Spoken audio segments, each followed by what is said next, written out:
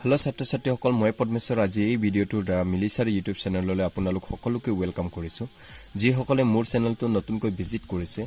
আৰু চেনেলটো এতিয়ালৈকে সাবস্ক্ৰাইব কৰা নাই তেন্তে চেনেলটো সাবস্ক্ৰাইব কৰি দিবলৈ নাপাহৰিব বলক আজিৰ ভিডিঅ'টো দেৰি নকৰাকৈ আৰম্ভ কৰো তো প্ৰথমতে আমি আজি শিকিম ক্লাছ 10 ৰ অনুশীলনী 3.2 কোৱেশ্চন নম্বৰ 1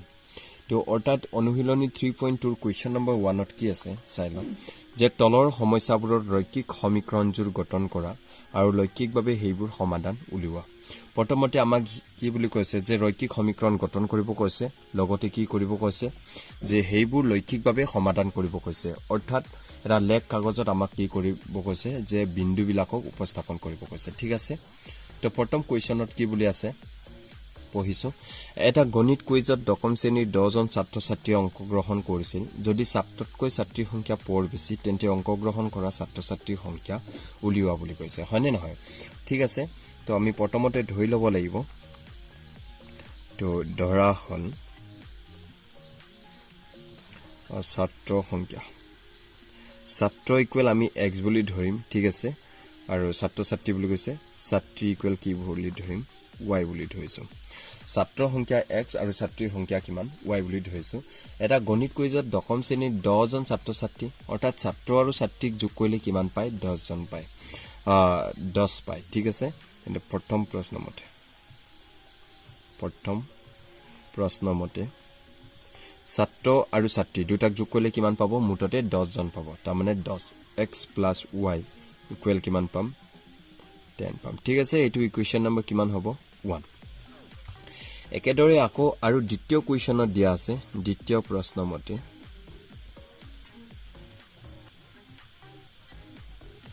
দ্বিতীয় প্ৰশ্নত এনে ধৰণে কোৱা আছে চাই লব যদি ছাত্ৰতকৈ ছাত্ৰীৰ সংখ্যা পৰ বেছি বুলি কৈছে ছাত্ৰীৰ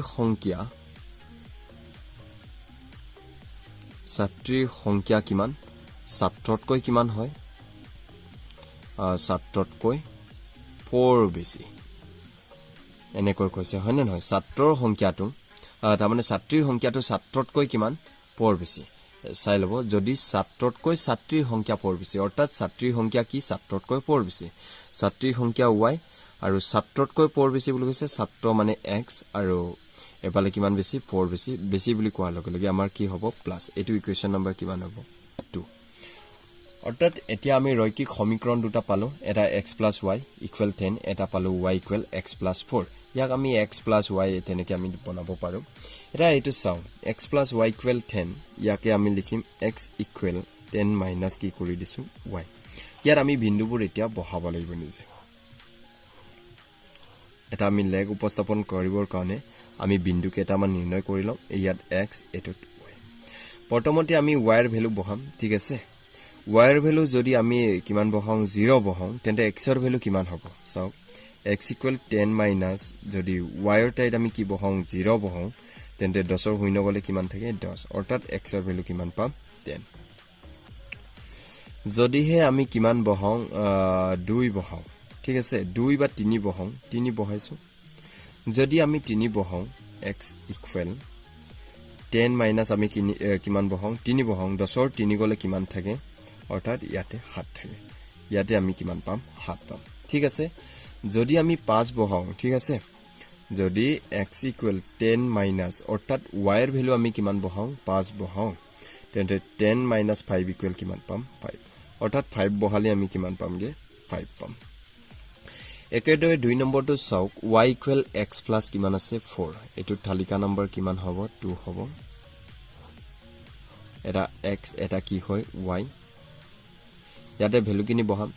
যদি আমি চাও y = আছে x + 4 x ৰ ভ্যালু আমি যদি 0 বহাও 0 + 4 তেন্তে অৰ্থাৎ আমি কিমান পাম 4 যদি 0 বহাও তেন্তে x ৰ ভ্যালু কিমান পাম 4 পাম সৰি x ৰ ভ্যালু যদি 0 বহাও ঠিক আছে x ৰ ভ্যালু যদি 0 বহাও তেন্তে y ৰ মান কিমান পাম 4 সৰি যদি হে আমি x ৰ ভ্যালুটো 7 বহাও 0 ৰ পাছত ডাইৰেক্ট 7 লৈকে গৈছো চাওক যে y = x ৰ ঠাইত আমি কিমান বহাম 7 বহাইছো যদি আমি x ৰ ঠাইত কিমান বহাম 7 বহাম তেন্তে 7 + 4 = কিমান হ'ব 7 4 কিমান হ'ব 11 হ'ব অলপমান ডাঙৰ হৈছে x ৰ ভ্যালু আমি 3 বহাও পাইলো হয় 3 বহালে 7 হ'ব প্ৰথমতে আমি x ৰ ভ্যালু 3 বহাম ঠিক আছে x ৰ ভ্যালু যদি 3 বহাম তেন্তে 3 4 কিমান হ'ব 7 ইয়াতে কিমান হ'ব এটো হ'ব 7 নেক্সটত চাওক যে x ৰ ভ্যালুটো আমি কিমান বহাম x ৰ ভ্যালু আমি ইয়াতে 5 বহাম তেন্তে y ৰ ভ্যালু কিমান হ'ব y ইকুৱেল x ৰ ভ্যালু কিমান বহাইছো 5 অৰ্থাৎ ইয়াত x আছিল হয়নে x ৰ ঠাই কিমান বহাম 5 5 আৰু 4 কিমান হ'ব 9 ঠিক আছে এতিয়া আমি বিন্দুবোৰ লেখ কাগজত বহাম তো লেখ কাগজত আমি কেনেকৈ বহাম চাই লব যে প্ৰথমতে আমি এডাল x অক্ষ ঠানি লম ঠিক আছে এটোতে আমি x অক্ষডাল ঠানি লৈছো x অক্ষ লগতে আৰু আমি ঠানিব লাগিব কি y অক্ষ অৰ্থাৎ ইয়াতে ঠানি লৈছো এটো কি হয় y অক্ষ অৰ্থাৎ আমি ইয়াতে মানখিনি লিখিলং এটো x হয় এটো কি হয় x ড্ৰেছ একেদৰে এটো কি হয় y হয় এটো কি হয় y ড্ৰেছ এটা মানখিনি আমি চাব লাগিব যে হাইস মান কিমান আছে ইপালে 10 আছে ইপালে কিমান আছে 9 আছে তো 10 বা আমি 9 লৈকে বহাব পাৰো 10 লৈকে বহাম ঠিক আছে এইটো আমি কিমান ধৰিম 1 into 2 3 4 5 6 7 8 আৰু কিমান 9 একেদৰে এইটোকো আমি কি ধৰিছো 1 2 3 4 5 লগতে 6 আৰু এইফালে কিমান 7 8 9 y ৰ হাইস মান কিমান আছে 9 আছে 9 লৈকে বহাইছো ঠিক আছে তো প্ৰথমতে আমি তালিকা 1 ৰ মানখিনি বহাম x ৰ ভ্যালু 10 আৰু y ৰ ভ্যালু 0 y ৰ ভ্যালু কিমান বুলি কৈছে y ৰ ভ্যালু 0 x ৰ ভ্যালু কিমান 10 অৰ্থাৎ 9 ৰ পাছত এইটো 10 হয়নে নহয় কোড পৰিলে ইয়াত পৰিছে বিন্দুটো ইয়াত একেবাৰে পুনে পুনে যাওক x ৰ ভ্যালু 10 আছে y ৰ ভ্যালু কিমান 0 আৰু আগ না বাহে তাৰ মানে ইয়াত বহিব ঠিক আছে নেক্সট বিন্দুটো আছে x ৰ ভ্যালু 7 y ৰ ভ্যালু কিমান আছে 3 x ৰ ভ্যালু 7 x ৰ পুনে পুনে সা 7 y ৰ ভ্যালু কিমান আছে 3 আছে x ৰ ভ্যালু 7 ৰ পৰা পুনে পুনে গৈ এইপালে সো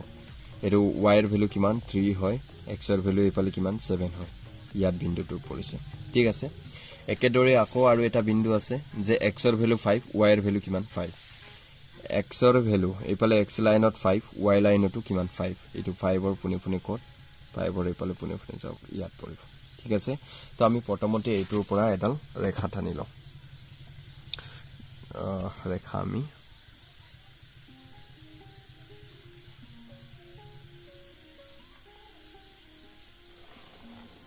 এনেকৈ এডাল ৰেখা আমি টানি ললো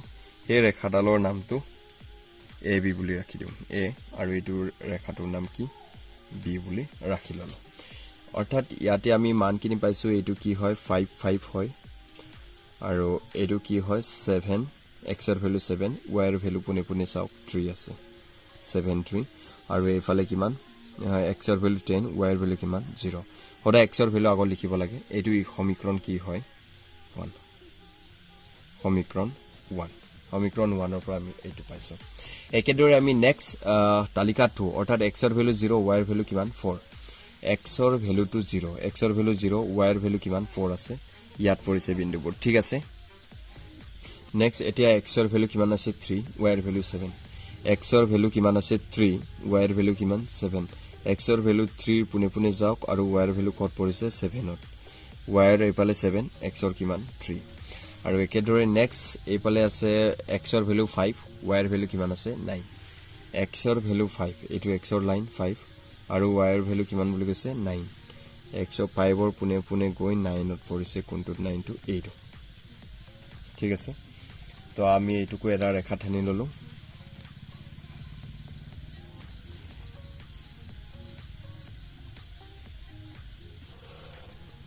নেকৈ ঠিক আছে হে ৰেখাডালৰ নামটো আমি ৰাখিলো P Q ইয়াতে বিন্দু কেইটামান আছিল এইটোত আছিল 0 আৰু লগতে 4 x ৰ ভ্যালু 0 y ৰ ভ্যালু কিমান 4 x ৰ লাইনত চক 0 আগ বহা নাই এপালে y ৰ ভ্যালু 4 লৈকে আগ বহিছে ঠিক আছে একেদৰে এইটো কিমান হয় 3 x ৰ ভ্যালু 3 আৰু y ৰ ভ্যালু কিমান 7 আৰু এইটো কি হয় x ৰ ভ্যালু 5 আৰু y ৰ ভ্যালু কিমান এইপালে 9 ঠিক আছে এইপালে 5 আৰু 9 আমি ইয়াতে এনেকৈ লিখি লব লাগে যে চিত্ৰটো আপোনালোকে চাই লওক এনেকৈ হৈ গল এটা বিন্দুত কটাকটি কৰে ঠিক আছে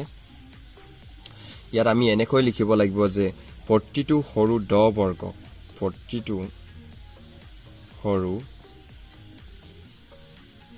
ড বৰ্গক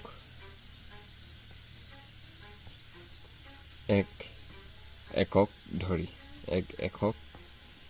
ধৰি ঠিক আছে এতিয়া হেই চিত্ৰবোৰৰ পৰা আমি অলপমান লিখিব লাগিব এটা থিওৰি টাইপৰ তো কেনেকৈ লিখিম চাও যে এনেকৈ লিখিব লাগিব আমি সমীকৰণ 1 আৰু সমীকৰণ 1 আৰু 2 ৰ পৰা পোৱা বিন্দুবোৰ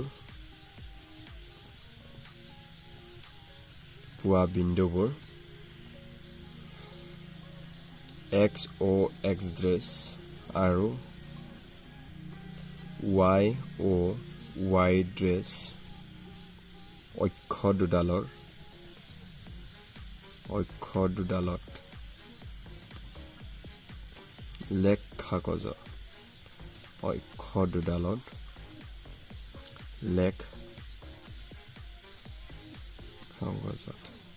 অক্ষ দুডালৰ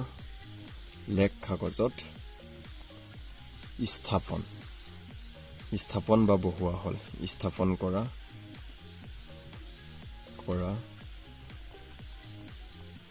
হল যত আমি PQ বুলি লৈছিলো PQ আৰু AB ৰেখা পোৱা গল